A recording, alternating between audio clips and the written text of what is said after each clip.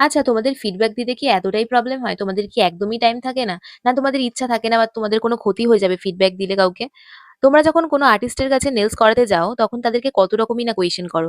যে নেইলস কতদিন থাকবে? পলিশটা থাকবে কিনা? নেইলসটা খুলে চলে যাবে না তো? শেপটা ভালো হবে তো? তোমার কোনো কাজের ফিডব্যাক থাকলে পাঠাও। তোমার কোনো কাজের ফটো থাকলে পাঠাও। তোমার ভিডিও থাকলে পাঠাও। আরো অনেক কিছু। সবসময় কিন্তু আর্টিস্টরা তোমাদেরকে সমস্ত কথার কোয়েশ্চেনের যা তোমরা বলো সবকিছুর আনসার দেওয়ার চেষ্টাও করে এবং দিয়েও থাকে। আশা করছি সেটাই হয়ে থাকে সব জায়গায়।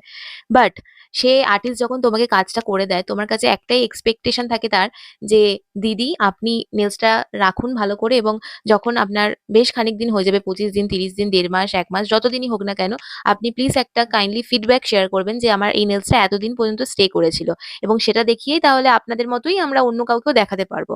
বাট এটা কোনোভাবেই পসিবল হয় না। আমরা এত কাজ করি তারপরেও আমাদের ফিডব্যাক দেওয়ার মানুষ খুবই কম থাকে। হ্যাঁ, কিছু মানুষ দেয়, বাট বেশিরভাগ মানুষই কিন্তু ফিডব্যাক দিতে পছন্দ করে না। আমি জানি না কেন?